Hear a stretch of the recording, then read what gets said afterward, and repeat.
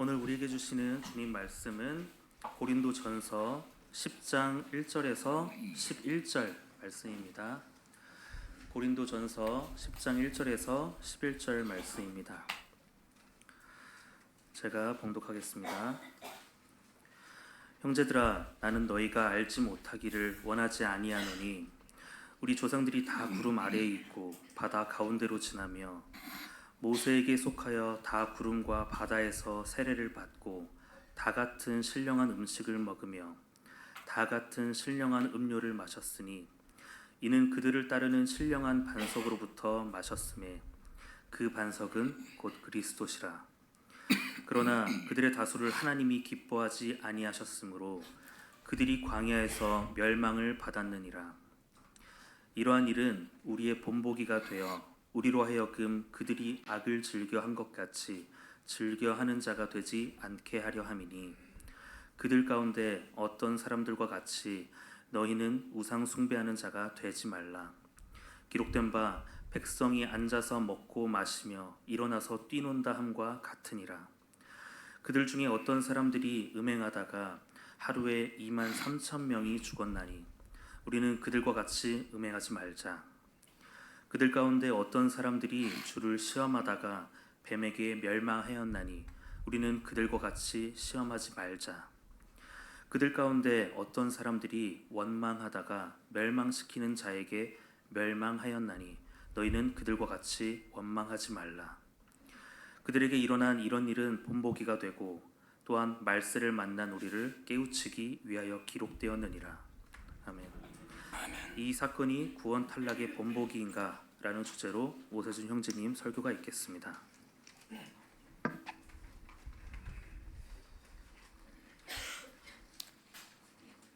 제가 2023년 11월로 기억하는데요.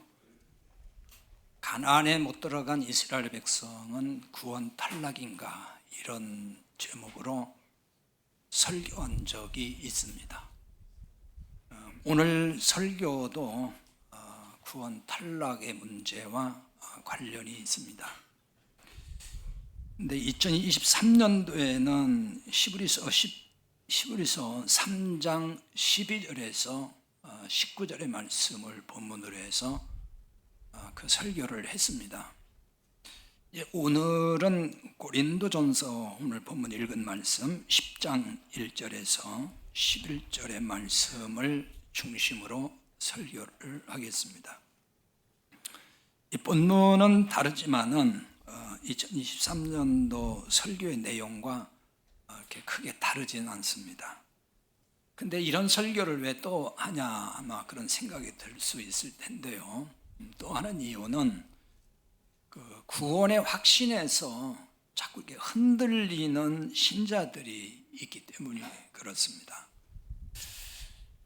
구원 받았어도 죄를 지으면은 구원에서 탈락할 수 있다.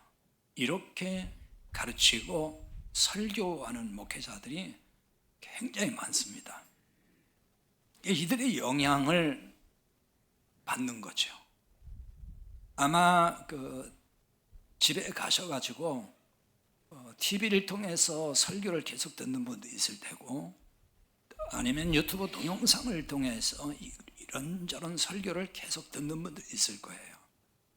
그 설교를 듣다 보면은 가끔 그런 설교자들 가운데 아무리 구원을 받았어도 그게 영원한 게 아니고 죄를 지으면은 구원에서 탈락할 수 있다. 이런 설교를 참 많이 하는 걸 볼 수가 있습니다. 그러면 이제 이런 설교를 또 듣다 보면은 혼란스러울 거예요. 누가 맞는 거야? 아니 구원받은 사람은 영원히 그 구원이 유지되고 영원한 구원이라고 들었지만은 또 뭐 굉장히 유명한 목사님들도 그게 아니고 죄를 짓고 잘못 살면은 어느 날 구원에서 탈락할 수 있다. 또 이렇게 얘기하니까 혼란이 오겠죠. 그러면서 또 한편으로는 불안해질 거예요. 그러면 정말 나는 구원받은 사람일까? 나는 그럼 괜찮을까? 이런 생각 들지 않겠습니까? 그래서 그동안에도 이 구원 탈락의 근거로 주장하는 그런 말씀들을 많이 제가 이렇게 살펴봤어요. 그런 말씀들을 가지고 설교를 여러 번 했습니다. 그동안에도. 그렇게 읽히는 말씀이 성경 여러 군데 나오거든요. 그 보면은 딱 그렇게 읽혀요. 그런 말씀이 많이 있는 거 사실이에요. 오늘 본문도 그렇게 읽히는 말씀 중에 하나입니다. 자, 읽어서 아시겠지만은 오늘 본문 말씀도 한 번 구원은 영원한 구원이 아니라고 주장하는 이들이 자주 언급하는 말씀이에요. 구원은 영원한 게 아니라고 주장할 때 근거로 계속 제시한 말씀. 그게 고린도전서 10장이거든요. 바로 본문 말씀을 구원받았어도 탈락할 수 있다는 근거로 많이 사용을 하고 있습니다. 실제 이 본문을 지금 읽어보셨지만은 그냥 깊이 생각하지 않고 이 본문만 읽어보면은 반박하기 어려울 정도로 그렇게 보이는 부분이 분명히 있습니다. 본문의 말씀은 출애굽한 이스라엘 백성의 그 광야 생활을 배경으로 해서 지금 주신 말씀이에요. 먼저 우상 숭배한 걸 언급하고 있죠. 7절입니다. 그들 가운데 어떤 사람들과 같이 너희는 우상 숭배하는 자가 되지 말라. 기록된 바 백성이 앉아서 먹고 마시며 일어나서 뛰논다함과 같으니라. 이 말씀이죠. 기록된 바 그랬죠. 기록된 바 이것은 지금 구약 성경을 인용하는 말씀이거든요. 이것은 출애굽기 32장 6절을 인용한 겁니다. 출애굽기 32장 6절은 7절의 말씀 똑같아요. 32장 6절 보겠습니다. 이튿날에 그들이 일찍이 일어나 번제를 드리며 화목제를 드리고 백성이 앉아서 먹고 마시며 일어나서 뛰놀더라. 똑같은 말씀이죠. 그걸 그대로 인용을 했어요. 이 말씀은 이스라엘이 그 시내산 아래서 금송아지 우상을 경배하는 장면이죠. 모세가 시내산에 올라갔는데 백성들이 생각할 때 안 내려와요. 더디 오는 것 같아요. 그 도대체 어떻게 된 거야?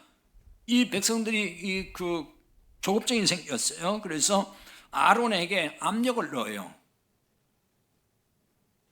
우리를 인도할 신을 만들어라.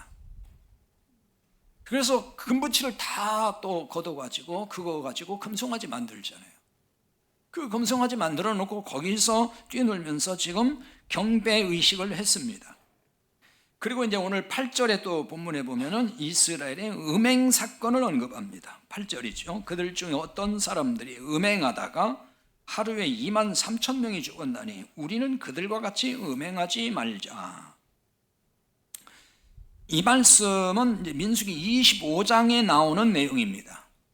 이스라엘 백성이 광야에서 모압을 이제 통과할 때인데요. 그곳 모압 여인들의 미혹을 받아가지고 음행을 합니다. 아주 집단적으로 음행을 해요. 근데 이게 우리가 오늘날 생각하는 그 단순한 음행이 아니에요. 바알볼 신을 경배하는 종교의식 중에 하나예요, 이게. 그 시대, 또 뭐 고대 세계 그 우상숭배에는 이런 의식들이 참 많았습니다. 그러니까 이것도 단순한 음행 사건이 아니고 우상숭배한 사건인 거예요. 이 사건으로 인해서 연병으로 죽은 자가 2만 4천 명이라고 나옵니다. 민수기 25장 9절에 나오거든요. 그 연병으로 죽은 자가 2만 4천 명이었더라. 근데 오늘 본문의 8절은 2만 3천 명이라고 나오죠. 왜 숫자가 틀릴까? 가끔 이제 성경을 읽다 보면은 숫자가 좀 틀리는 데가 있어요. 어떤 성경은 이렇게 숫자를 말했는데 그 다른 데에서는 똑같은 사건을 가지고 숫자가 좀 다를 때가 있죠. 뭐 여러 가지 이제 해석이 가능한데요. 오늘 이제 이 연병으로 죽은 자 이야기를 해보면은 민수기 25장 5절에 보면은 모세는 재판관들에게 바알볼에 가담한 사람들을 죽이라 그럽니다. 이때 죽은 자가 있어요. 그리고 그 다음에 또 연병으로 죽은 자가 있습니다. 아마도 이걸 다 합했을 때 2만 4천 명이라고 한 것이 아닌가 이렇게 보입니다. 8절에 오늘 본문에 하루에 2만 3천 명이라는 걸 보면은, 그러니까 이때는 재판관들에게 죽은 자는 뺀 숫자만 기록한 것이 아닌가 이렇게 이제 생각이 돼요. 그러나 이것이 본질은 아니라고 보고요. 아무튼 주를 시험하다가 이렇게 음행죄를 짓고 이렇게 하다가 결국은 죽었다는 얘기인 건데요. 그 다음에 이제 또 9절에 가서 보면은 주를 시험하다가 뱀에게 물려 죽은 이야기가 나옵니다. 9절입니다. 그들 가운데 어떤 사람들이 주를 시험하다가 뱀에게 멸망하였나니 우리는 그들과 같이 시험하지 말자. 이 말씀도 이제 민수기에 나오는 건데 21장 4절에서 9절에 나오는 사건을 언급한 겁니다. 이 말씀은 이스라엘이 이제 가나안으로 지금 가고 있잖아요. 근데 가까운 길이 있어요. 근데 가까운 길을 두고서 자꾸 돌아가요. 멀고 험한 길로 하나님이 인도하시거든요. 이때도 에돔을 통과하면은 가까운데 에돔을 우회해서 가게 됐어요. 이 때문에 백성들의 마음이 상했다 이렇게 이제 그 성경에 보면 나옵니다. 그로 인해서 하나님과 모세를 원망하기 시작을 했어요. 어찌해서 이 광야에서 우리를 죽게 하느냐 이렇게 이제 원망을 하는데, 그것으로 끝나는 게 아니에요. 먹을 것도 없고 마실 물도 없다면서 원망을 해요. 근데 사실은 하나님이 다 지금 먹이고 있거든요. 근데 다 원망을 하면서 뭐라고 하냐면 우리는 이 하찮은 음식을 싫다. 하찮은 음식을 싫어한다. 그 하찮다는 얘기는 보잘것없다 그런 얘기예요. 그런 것에 우리 진절머리 난다. 좀 맛있는 것 좀 줘라. 뭐 이런 얘기가 되겠죠. 그러므로 하나님이 불뱀을 백성들에게 보내서 물게 했어요. 따라서 이스라엘 백성 중에 죽은 자가 많았다 이렇게 나옵니다. 이 점을 오늘 본문 9절에서는 주를 시험하다가 뱀에게 멸망했다 이렇게 나오죠. 그리고 또 오늘 본문 10절에는 이스라엘이 원망하다가 멸망시키는 자에게 멸망했다고 나옵니다. 그들 가운데 어떤 사람들이 원망하다가 멸망시키는 자에게 멸망하였나니 너희는 그들과 같이 원망하지 말라 이 말씀이에요. 근데 이 내용은 이제 구체적으로 어떤 사건을 말씀하는 것인지는 정확하게 알 수는 없어요. 그 부분을 언급을 안 했거든요. 그러나 이제 아마도 이것은 민수기 16장에 보면은 그 고라와 다단과 아비람이 모세를 향해 반역을 일으켜요. 그 사건을 염두에 둔 걸로 보입니다. 그래서 반역에 가담한 자들이 땅이 갈라져 가지고 그 속에 다 매몰돼서 죽는 사건이 나오고, 그 외에 또 이제 250명은 불에 타 죽는 그 기록이 나오거든요. 바로 이 점을 염두하고 지금 말씀한 것 같아요. 또 아니라면은 그 민수기 14장에 보면은 가나안 정탐꾼이 와가지고 보고할 때 이스라엘 백성이 낙담에 빠지잖아요. 예, 가나안 땅 우리 못 들어간다 이렇게 얘기를 했단 말이에요. 정탐꾼들이 와가지고. 그러면서 그 원망했던 그 가네스 바네아 사건에 있는 바로 그 이야기가 아닌가 이런 생각도 해볼 수 있습니다. 아무튼 중요한 것은 원망하다가 광야에서 멸망했다 그 점입니다. 그래서 7절부터 오늘 본문 7절부터 10절까지는 이스라엘이 광야에서 있었던 바로 그 네 가지 사례를 말하고 있어요. 결론은 뭐예요? 이스라엘 백성이 이렇게 광야의 이스라엘 백성이 죄를 짓고 원망하다가 가나안에 들어가지 못하고 광야에서 죽었다 그 얘기예요. 지금 오늘 10장의 본문은 다 그 얘기잖아요. 광야에 죽었다는 얘기를 하고 있어요. 그걸 멸망했다, 멸망이라고 썼지만 어쨌든 광야에서 죽었다는 얘기예요. 그런데 여기서 이제 우리가 좀 생각해야 될 문제, 그 문제가 뭐냐면요, 이것을 지금 구원 탈락이라는 걸 주장하는 사람들이 바로 이 사건을 광야에서 죽은 이 이스라엘 백성의 그 이야기를 구원은 영원하지 않고 잘못 살고 범죄하면 이렇게 광야에 죽는 것처럼, 가나안에 못 들어가 죽는 것처럼 구원이 탈락될 수 있다. 그러니까 구원 탈락의 모형으로 그걸 본다, 그 얘기입니다. 자, 출애굽이라는 구원이 있어요. 그건 구원 사건이에요. 그렇지만 구원은 받았지만 이렇게 그 후에 광야에서 죄 지은 사람들은 가나안에 못 들어갔다. 자, 문자적으로 못 들어간 건 맞지요. 그러니까 이걸 가지고 한 번 구원은 영원하지 않다 하는 근거로 제시하고 있단 말이에요. 그러니까 구원은 영원하지 않고 죄 지으면 탈락도 할 수 있는 거라고 주장하는 사람들이 주로 이렇게 인용하는 말씀, 그게 여기 지금 고린도전서 10장의 말씀이에요. 자, 그러면 광야에서의 죽음을 구원 탈락의 모형으로 본다 그러면은 아무 문제가 없을까? 자, 구약은 거의 다 모형입니다. 모형이고 그림자예요. 가나안을 천국의 모형으로 보기 때문에 이런 해석이 나오는 거거든요. 이게 가나안을 천국의 모형으로 우리 보잖아요. 그런데 광야에서 죽음을 구원 탈락의 모형으로 볼 때에 가나안을 천국의 모형으로만 보면 별 문제는 없어요. 왜? 가나안이 천국의 모형이니까, 그게 하나님 나라니까 가나안에 죽은 것은 가나안에 못 들어갔잖아요. 광야에 죽은 것은. 그러니까 그건 구원 못 받은 거, 탈락, 이렇게 이제 해석이 가능한 거잖아요. 그러니까 가나안을 천국의 모형으로만, 유일하게 그렇게만 딱 보면은 문제될 건 없다. 그러나 가나안을 천국의 모형으로만 볼 때에 거기서 대두되는 문제가 있단 말이에요. 자, 이 점에 대해서는 앞서 제가 설교하면서 말씀드렸듯이 가나안에 들어가지 못한 이스라엘 백성은 구원 탈락인가라는 그 설교에서 충분히 다 거기서 설명을 했습니다. 여러분이 더 알고 싶으면은 이 설교를 다시 찾아서 들어보시면 됩니다. 제가 이 설교에서는 모세의 예를 들어서 설명을 했어요. 가나안에 들어가지 못한 것을 구원 탈락으로 보면은 충돌하는 것이 나와요. 그것은 대표적으로, 그것의 대표적인 이야기는 모세의 구원 문제가 걸립니다. 모세는 가나안에 들어갔어요? 못 들어갔어요? 못 들어갔잖아요. 그러면 가나안이 천국의 모형으로만 딱 보면은 모세는 구원 못 받은 것이 되잖아요. 못 들어갔으니까. 광야에서 죽고 가나안에 들어가지 못한 것이 구원 탈락이라면은 모세도 구원 탈락이란 말이 되는 거죠.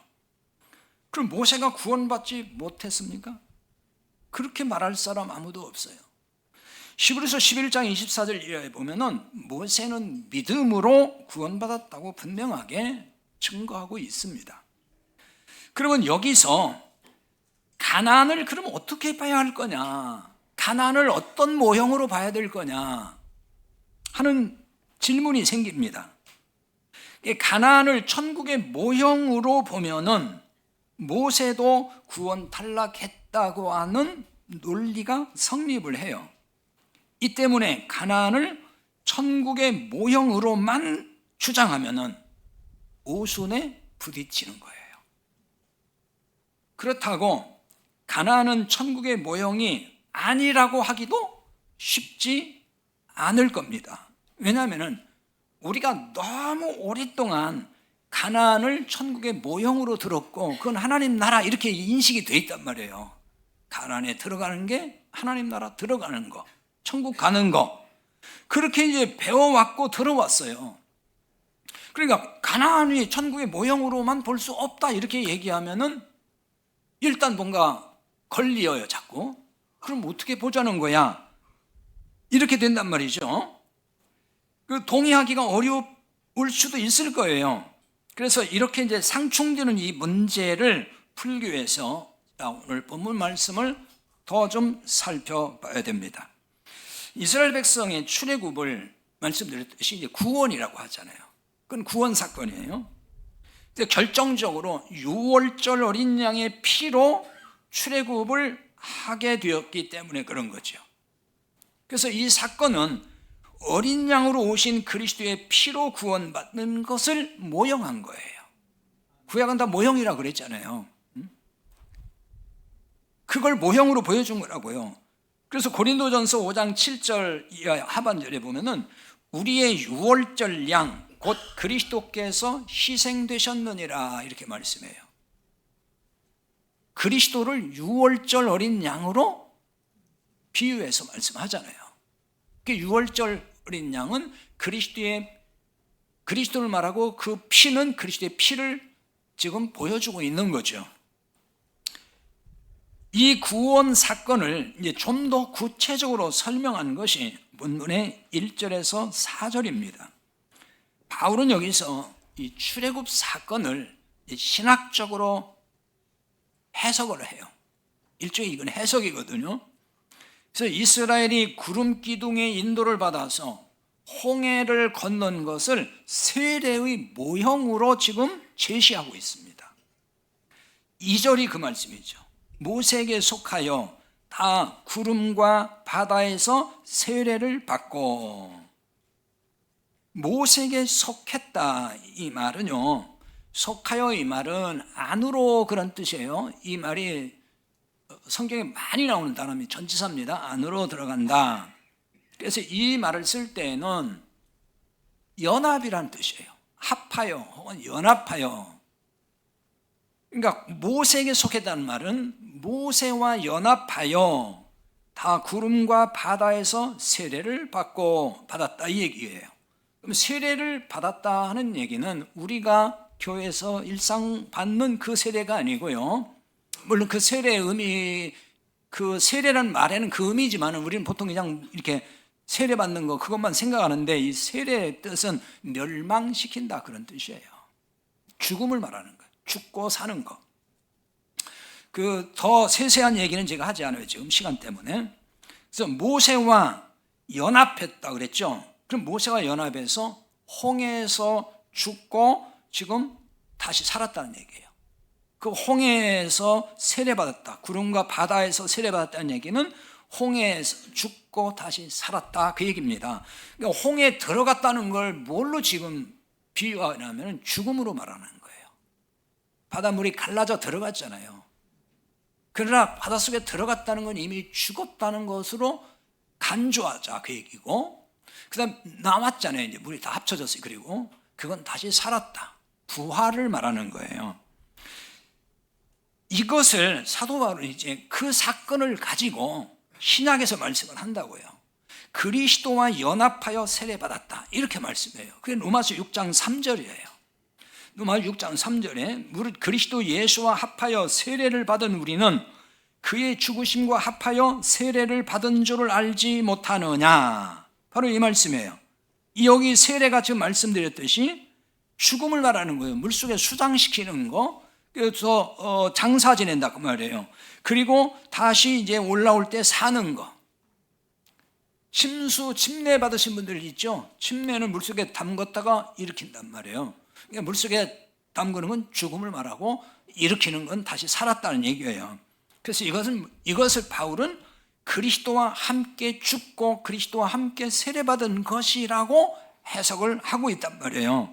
그래서 이것을 그리스도와 합하여 그랬죠. 그러니까 합하여, 이게 연합, 모세와 연합하여 그 말이에요. 똑같은 얘기입니다. 모세와 합하여, 속하여, 다 같은 얘기예요. 같은 단어예요. 그러니까 이렇게 보면은 바울은 오늘 본문 2절에 모세를 그리스도의 모형으로 제시한 것입니다. 모세를 그리스도처럼 이스라엘 백성과 하나님을 이어주는 중보자로 봤어요. 중보자라는 관점에서 모세를 예수 그리스도의 모형으로 이해했다 그 말입니다. 구약은 모형이라 그랬죠. 근데 이 모형이라는 것을 잘 이해를 해야 돼요. 하나의 인물, 또 하나의 사건도 그 또 다른 성경에서 그 문맥이나 이야기 속에서는 또 다른 모형으로 보여줄 때가 있어요. 사실 모세는 율법의 대표예요. 그런데 율법과 그리스도는 반대잖아요, 사실은. 그럼에도 불구하고 또 모세는 그리스도의 모형으로 이렇게 보여주는 거예요. 바울이 지금 해석한 것과 똑같은 얘기예요. 그러므로 출애굽한 이스라엘은 새 생명을 받은 자들의 모형으로 살았다, 그 얘기입니다.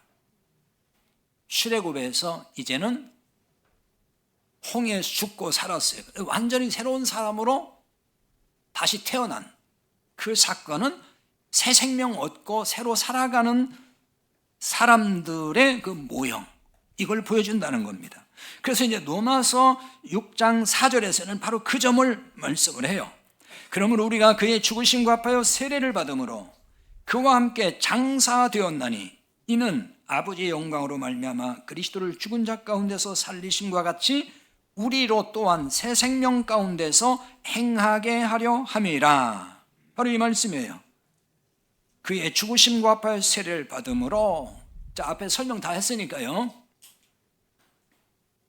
그리스도를 죽은 자 가운데 살리심과 같이 우리도 이제 살아나는데 그걸 뭐라고 했냐면 새 생명 가운데서 행하게 하려 합니다. 새 생명 가운데서 행하는 거, 그게 뭘까요? 그것이 오늘 본문의 3절과 4절의 이야기인 거예요. 3절과 4절이 이렇게 되어 있죠. 다 같은 신령한 음식을 먹으며 다 같은 신령한 음료를 마셨으니 이는 그들을 따르는 신령한 반석으로부터 마셨음에 그 반석은 곧 그리스도시라. 이 말씀이에요. 이 얘기죠. 지금 이게 이스라엘 백성이 광야에 나와가지고 먹었던 그 만나와 반석에서 흘러나온 물을 마신 거, 그 얘기잖아요. 이걸 뭐라고 했어요? 신령한 음식, 신령한 음료 그랬어요. 신령하다 하는 말은 그냥 영적인 그 뜻이에요. 신령한, 그러니까 자꾸 이상하게 그 왜곡되게 이해하는 많은데 영적인 그 말입니다. 영적인 음식, 영적인 음료를 마셨다, 그 얘기거든요. 그러면 예수님께서 요한복음 6장에서 바로 그 영적인 신령한 음식과 음료를 뭐라고 해석하죠? 예수님 몸과 피라고 얘기한다고요. 그걸 다른 말로 하면은 복음이에요. 십자가 복음. 그러니까 신령한 음식 먹고 신령한 음료를 마셨다, 이 얘기는 뭘 얘기하는 거예요? 복음을 양식으로 먹고 살았다, 그 얘기예요. 그러니까 이스라엘 백성이 광야에서 이 만나와 그 반석에서 터진 물을 마셨다는 얘기는 뭘 모형으로 보여주는 거냐? 구원받은 이후에 새 생명을 얻은 사람의 그 새 생명 가운데 행하는 것은 이제 그때부터는 새 생명으로 사는 사람들은 복음으로 산다 하는 거, 그거 얘기하는 거예요. 복음을 양식으로 먹고 그 이제 복음 안에서 새로운 삶을 살아가는 거, 그 얘기입니다. 그런데 여기서 조금 더 생각할 부분이 있는데, 그건요, 이것을 그들을 따르는 신령한 반석으로부터 마셨음에 이렇게 나온다고요. 그들을 따르는 신령한 반석으로부터 마셨다. 신령한 반석이 이스라엘과 동행했다, 그 뜻이에요. 그들을 따르는, 그들은 이스라엘 백성입니다. 그 이스라엘 백성을 따르는 신령한 반석. 그런데 신령한 반석은 누구라고 하죠? 지금 그리스도라고 하잖아요. 이 얘기가 무슨 뜻이겠어요? 그리스도가 이스라엘을 따랐다는 얘기거든요. 그건 동행했다, 그 말이에요. 그리스도가 이스라엘 백성과 동행했다, 그 뜻이에요. 이런 점에서 광야의 이스라엘 백성은 확실히 구원받은 자들의 모형인 거예요. 모형이지, 이게 실제 이스라엘 백성이 한 사람 다 이렇게 구원받았다는 얘기하는 게 아니에요. 하나의 그림자, 모형으로 보여주는 겁니다. 그런데 이렇게 이제 구원받은 이스라엘 백성은 광야에서 40년 생활을 하잖아요. 40년 동안. 이 40년 광야 생활은 무엇을 의미하냐면은 이스라엘 백성을, 구원받은 백성을 하나님이 훈련하시고 연단하는 기간이다. 훈련과 연단, 이거를 보여주는 거예요. 그게 광야 40년 생활입니다. 자, 신명기 8장 2절에서 그 부분을 분명히 말씀을 해요. 신명기 8장 2절입니다. 내 하나님 여호와께서 이 40년 동안에 내게 광야길을 걷게 하신 걸 기억하라. 이는 너를 낮추시며 너를 시험하사 내 마음이 어떠한지 그 명령을 지키는지 지키지 않는지 알려 하심이라. 이렇게 말씀해요. 광야 40년을 통해서 이스라엘을 낮추셨다 그래요. 너를 낮추시니, 낮춘다 이 말은 어떤 뜻이냐면은 괴롭힌다 그 뜻이에요. 그럼 이게 무슨 말이냐면 훈련시켰다는 말을 하는 거예요. 훈련은 괴로운 거거든요. 여러분 군에 갔다 온 분들 훈련 받는 거 괴롭잖아요. 그 즐겁게 하는 사람 없어요. 다 힘들어해요. 그 얘기인 거예요. 이스라엘 백성이 광야 생활 굉장히 힘들어했잖아요. 그게 훈련이었어요. 그 다음에 너를 시험하사, 이 시험했다는 얘기는 연단시켰다 그 말이에요. 쉽게 말하면 그 얘기를 하는 겁니다. 광야 40년의 훈련과 연단 후에 가나안 정복 전쟁을 통해서 가나안에 들어가잖아요. 정복 전쟁을 통해서 가나안에 들어간 것을 천국에 들어가는 것으로 비유해도 될까요? 뭔가 좀 이상하지 않습니까? 하나님 나라를 전쟁을 통해 들어간다? 물론 또 그건 영적 전쟁 또 이렇게 해석을 할지도 모르겠는데요. 자, 이렇게 보면은 천국은 마치 우리의 노력을 통해서 우리가 뭔가 이렇게 싸워 이겨가면서 들어가야 하는 것으로 오해할 수 있다는 거예요. 가나안 정복 전쟁은 굉장히 오랫동안 했어요. 그러게 가나안을 천국으로만 이렇게 이제 모형으로 보면은 이런 문제가 좀 생기는 거예요. 그럼 하나님 나라는 우리가 막 싸우고 노력해서 우리가 뭔가 애쓰고 힘써야 들어가는가? 하나님 나라는 우리가 애쓰고 힘써 들어가는 겁니까? 그건 아니잖아요. 그런데 또 문제는 이런 거죠. 이런 걸 생각해야 되겠죠. 이스라엘이 가나안 정복 전쟁 중에 죄를 지은 게 있어요. 죄를 지키기도 하고 가나안에 들어가서도 죄를 져요, 안 져요? 또 죄를 져요. 거기 들어가서도 우상 숭배도 하고. 그리고 가나안 족속 다 쫓아내라겠는데 일부는 남겨놔요. 그럼 나중에 종으로 부려먹어요. 이런 일도 하거든요. 그럼 이런 점에서 가나안을 천국의 모형으로만 비유하기에는 적절하지 않은 거잖아요. 상식적으로. 가나안을 천국의 모형으로 보는 중요한 이유는 아마도 이런 걸 거예요. 가나안을 이스라엘 백성이 준 하나님의 기업이잖아요. 그러니까 가나안이 하나님의 기업이다, 유업이다. 그러니까 하나님 나라에서 우리가 하나님 나라에 들어가는 걸 그걸 하나님 나라를 기업으로 받는다. 가나안을 기업으로 받듯이 우리도 그렇게 기업 받는다. 이렇게 하다 보니까 가나안이 그냥 하나님 나라로 굳어져 버렸다는 얘기예요. 가나안 땅은 이스라엘이 받은 기업이 분명합니다. 그러니까 이런 점에서 가나안의 기업을 하늘의 기업으로 비유할 때가 많고, 그러다 보니까 가나안 그러면은 그냥 그건 하나님 나라로 이렇게 등식을 딱 해버리는 이런 생각들이 우리에게 있는 거예요. 자, 이런 까닭에 가나안을 천국의 모형으로 볼 수 있는 지점이 분명히 있어요, 있기는. 이런 얘기인 거예요. 여기서 여러분이 잘 이해를 하고 넘어가야 됩니다. 가나안을 이스라엘에 주신 기업이 맞잖아요. 그러니까 가나안을 이스라엘 백성이 받은 기업이라는 그것만 딱 떼어놓고 얘기할 때 그 말이에요. 그 작은 그림 하나 그것만 딱 떼어놓고 얘기하면은 그것은 하늘의 기업으로 비유할 수 있단 말이에요. 왜? 하늘의 기업을 하나님이 주시는 거잖아요. 은혜로. 가나안의 기업을 하나님이 주신다고 얘기해요. 그러니까 그 가나안 땅을 기업, 이스라엘 백성의 기업으로만 보는, 그것으로만 딱 보고 그것을 그러면은 하나님 나라의 기업으로 이렇게 서로 매칭해서 이해할 수 있다, 그 얘기입니다.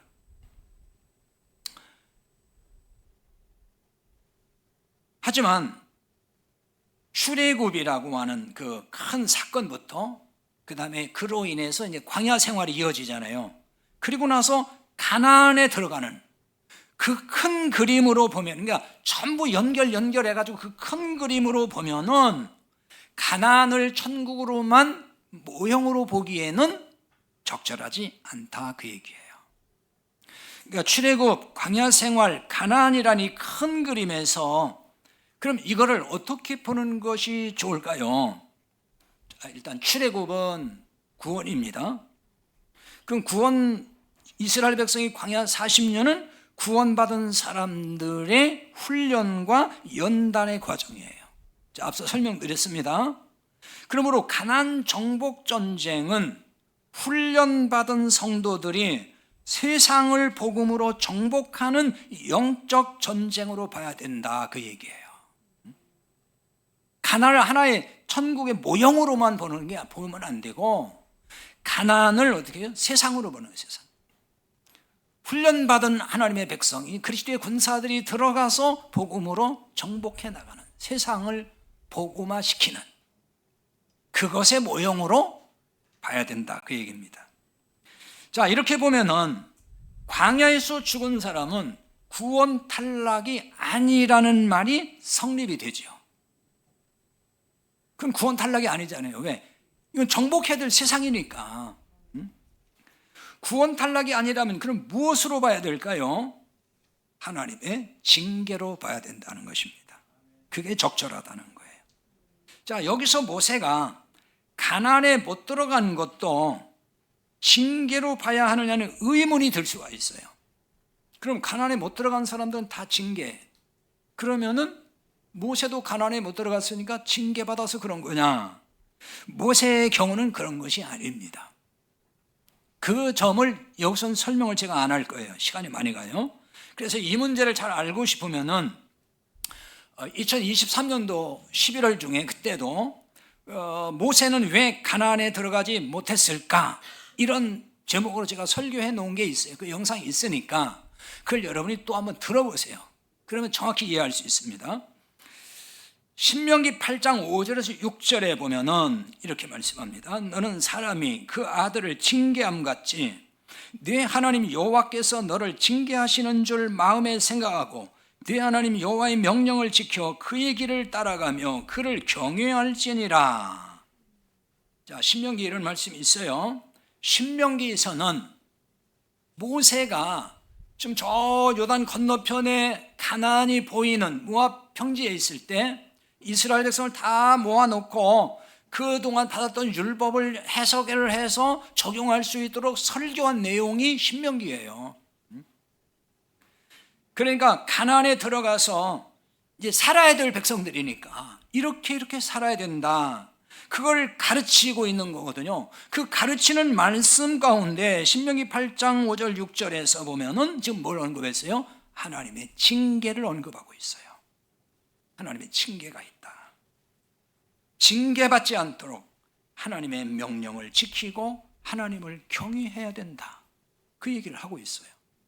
신명기에서 뭘 지켜라 하는 것은 전부 신약으로 풀면은 그건 복음을 순종하고 그 복음으로 사는 걸 말하는 거예요. 자, 아마도 징계로 인해서 광야에서 죽은 백성을 생각하며 가르친 말씀일 겁니다. 40년의 지금 경험이 있잖아요.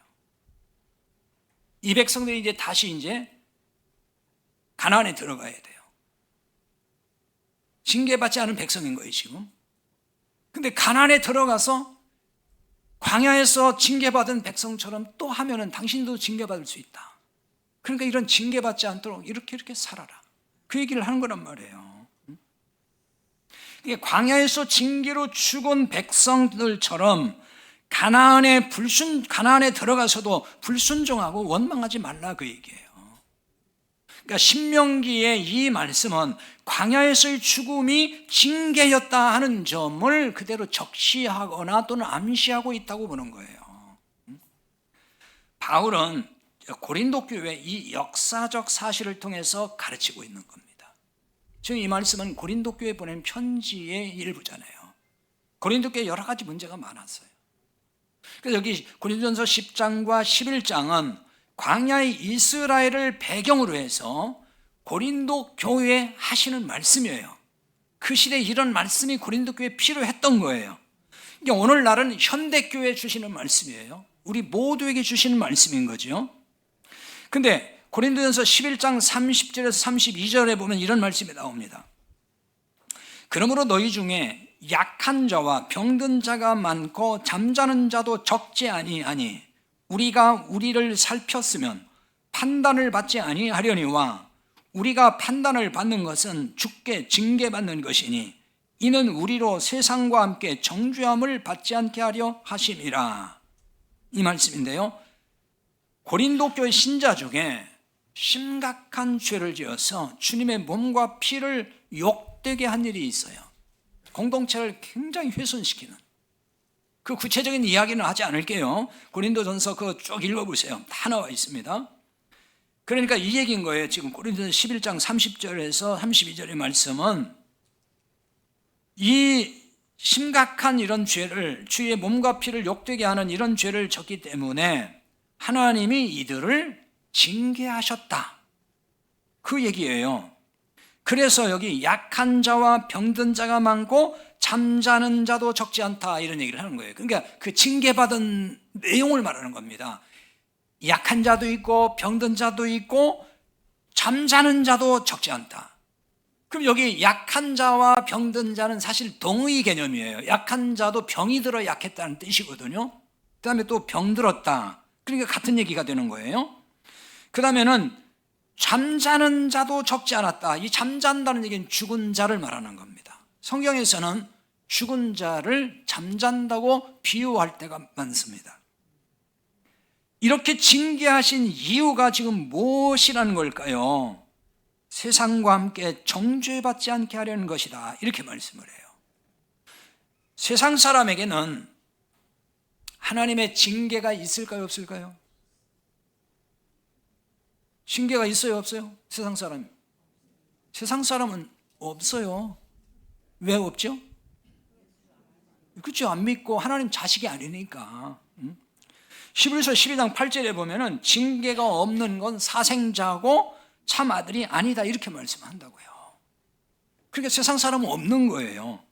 그러니까 세상 사람은 죽으면 그냥 정죄받고 영원한 멸망인 거예요. 그러나 성도가 죄를 지으면은 하나님이 정죄하는 대신에 징계를 하시는 거예요. 구원받은 성도 정죄해요, 안 해요? 하나님이 안 하신다고 그러잖아요. 로마서 8장 1절에 그리스도 예수 안에 있는 자는 결코 정죄함이 없다 그러잖아요. 정죄 안 해요. 그렇다고 막 죄짓고 살라, 그 얘기 아니에요. 지금 오해하지 마세요. 아무튼 죄가 있어도 정죄하지 않아요. 그 대신 징계할 수는 있어요. 징계의 방법은 다양합니다. 그 중에 하나가 지금 죽음이에요. 죽음. 고린도 교회에도 이렇게 징계받은 신자가 있었다는 걸 지금 보여주고 있단 말이에요. 자, 그렇다고 여러분, 성도가 갑자기 죽으면은 저 사람 징계받았어, 이렇게 말하면 안 돼요. 여러분 함부로 이렇게 판단하면 안 되는 거예요. 또 성도가 병들었으니까 하나님이 징계받았다, 이렇게 얘기하면 안 되는 거예요. 죽음의 원인도 여러 가지고 병의 원인도 여러 가지가 있어요. 뭐 그걸 지금 다 설명을 하지 않겠습니다. 그러니까 섣불리 함부로 여러분이 그렇게 막 판단하는 것은 굉장히 위험하다, 그 얘기입니다. 그리고 뭐 우리의 작은 실수나 잘못 하나만 있어도 하나님이 막 시도 때도 없이 아무 때고 막 징계한다는 얘기를 하는 건 아니에요. 하나님이 그렇게 무자비한 분은 아니에요. 하나님은 우리가 불신앙으로 살 때에 돌아서도록 징계할 때가 있어요. 그 불신앙이라는 것도 그냥 단순히 뭘 하나 못 믿고 뭐 그런 얘기가 아니고요. 복음을 대적한다거나 하나님을 대적한다거나 치명적인 어떤 일에 큰 문제가 될 때, 그때 돌아서기를 바라서 징계할 때는 있어요. 그러나 그것도 하나님을 항상 오래 참고 기다리십니다. 깨닫고 돌아올 수 있도록. 돌이킬 수 있는 기회를 항상 주셔요. 그러다가 돌이키지 않아요, 끝까지. 그럼 더는 안 되겠다고 싶을 때 징계도 하시는 거예요. 특별히 거룩한 공동체에 심각한 훼손이 될 때에 죽음이라는 징계도 발동하신다는 걸 알아야 됩니다. 그래서 처음 공동체가 세워지는 그 초대교회, 그러니까 처음이 중요하잖아요. 뭐든지 기초가 중요하듯이. 그렇기 때문에 그 교회가 세워지는 초대교회 과정에서는 바로 이와 같은 징계들이 자주 나타났어요. 성경에도 자주 나오고. 하나님이 광야의 이스라엘 백성에게 왜 죽음이라는 징계를 했을까요? 왜 광야에 다 죽게 만들었을까요? 우상 숭배와 하나님을 원망하며 시험한 일은 공동체를 심각하게 훼손하기 때문에 그래요. 이들이 살아서 이들이 가나안에 들어간다고 생각해 보세요. 지금 이들은요, 애굽의 물도 안 빠졌어요. 그러니까 뻑하면 우상 숭배하는 거예요. 왜? 애굽에서 보고 들은 게 그거거든요. 그러니까 이교적인 영향을 너무 많이 받아 있어요. 그 가치관이 그냥 그대로 있어요. 광야에서 그러니까 그 잘못된 의식과 가치관 때문에 하나님을 반역하고 대들고 원망하는 거잖아요. 그것 때문에. 근데 그 사람들 그대로 가나안으로 데리고 들어가면은 가나안이 뭐가 되겠어요? 가나안이 애굽이 되는 거죠. 거기는 하나님 나라 공동체, 하나님의 통치가 온전히 임하는 그 하나님 나라 공동체가 세워져야 되는데 이 사람들이 다 들어가 보세요. 그럼 그 사람들이 하나님 나라 세울 수 있겠냐고요. 우상의 나라 세울 수밖에 없지. 그러니까 하나님께서 죽음이라는 징계를 통해서 그들을 가나안에 못 들어가게 한 거예요. 그리고 남은 자들에게 경고했던 거죠. 성도가 하나님께 징계받아 죽었다 그러면은 심한 또 형벌이라고 생각할 수 있어요. 여러분, 누가 죽으면은 아이고 죽은 사람만 불쌍해 그런 말 하죠. 안 합니까? 좀 많이 들었어요, 그런 얘기. 그 장례식장에 가면 그런 얘기 많이 하더라고요. 아이고 죽은 사람만 불쌍해. 왜 죽은 사람이 불쌍할까요? 물론 안 믿고 죽은 사람은 불쌍해요. 그 구원받고 죽은 사람은 불쌍해, 안 불쌍해요? 살아있는 사람이 오히려 불쌍한 거예요. 세상 사는 거 얼마나 힘듭니까? 안 그래요? 속 썩고 눈물 흘리고 스트레스 받고 그 쉬운 일이냐고요. 죽음이 무엇인지 안다면은 죽음이 형벌이다 이런 생각하지 않아요. 그게 성경적이에요. 근데 우리는 죽으면 그게 형벌로 생각하는데 성경은 죽음을 형벌이라고 하지 않습니다. 물론 믿지 않고 죽은 사람은 그 뒤에 형벌이 있으니까 그냥 그것이 형벌일 수는 있어요. 그러나 구원받은 사람의 죽음은 형벌 아니에요. 안식입니다. 안식. 응? 죽는 얘기 나오면 좀 기분 나쁜가요? 어차피 죽어요. 그리고 너무 기분 나쁠 거 없습니다. 응? 그러니까 구원받은 사람에게 죽음은 영원한 안식이잖아요. 응? 그러니까 징계로 죽었다고 하는 것은 엄청난 형벌이 아니에요. 하나님이 그렇게 무자비한 분이 아니단 말이에요. 하나님의 자식인데. 그러니까 이런 거라고 이해를 하시면 좀 될 것 같아요. 이게 이제 조금 꼭 100% 적합한 예화인지는 모르겠는데요. 이해를 돕기 위해 하는 거니 참고만 하세요. 우리나라에서 세계 각 나라의 대사 혹은 외교관들을 다 파견하고 있습니다. 외교관들 나가 있잖아요. 근데 가끔 뉴스에 보면은 이 외교관 중에서 사고 치는 사람들이 있습니다. 성비위를 일으킨다든지. 그래서 그 나라에서 막 뉴스에 나오고 그러니까 창피스럽잖아요. 나라 망신시키잖아요. 그럼 어떡하죠? 소환하잖아요. 국내로 그냥. 거기에 더 못 있게 딱 소환해버리는 거예요. 그와 같은 거예요. 하나님의 백성이 하나님의 나라 망신을 계속 시키고 다녀요. 예를 드는 겁니다.